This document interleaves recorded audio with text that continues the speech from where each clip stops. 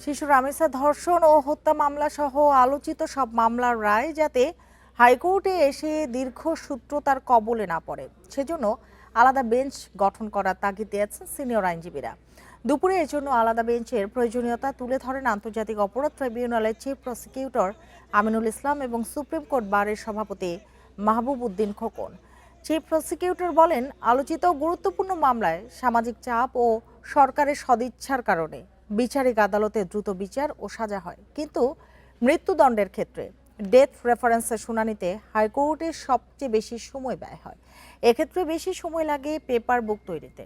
তাছাড়া হাইকোর্টে বছর ও তারিখের ক্রম অনুযায়ী শুনানি হয়ে থাকে।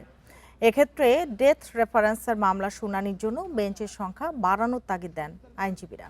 এ সময় সুপ্রিম কোর্ট বার সভাপতি বলেন, প্রধান বিচারপতি তার এখতিয়ার অনুযায়ী চাইলে নারী ও শিশু নির্যাতন সহ গুরুত্বপূর্ণ মামলাগুলোর জন্য আলাদা বেঞ্চ গঠন করে নিতে পারেন।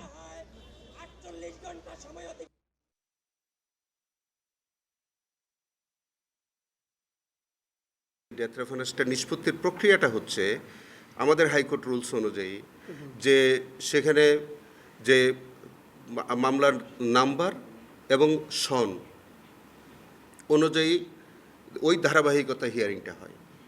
তবে আমাদের মাননীয় প্রধান বিচারপতির একচ্ছত্র এখতিয়ার, কোনো বিশেষ মামলা তিনি বিশেষভাবে সেটা শুনানির ব্যবস্থা করতে পারেন, যেটা আমাদের বিডিআর হত্যাকাণ্ড মামলা হয়েছে। আপিল করে বছরের বছর সে আপিল করে, সেখানেও মাননীয় প্রধান বিচারপতি যদি একটা স্পেশাল বেঞ্চ করেন হিনিয়াস ক্রাইমগুলা, শিশু নির্যাতন সহ হিনিয়াস ক্রাইমগুলো যদি আপিল করেন তাদের শোনানোর জন্য, আমার মনে হয় খুব তাড়াতাড়ি এইসব মামলাগুলো রায় কার্যকর হবে ইনশাআল্লাহ।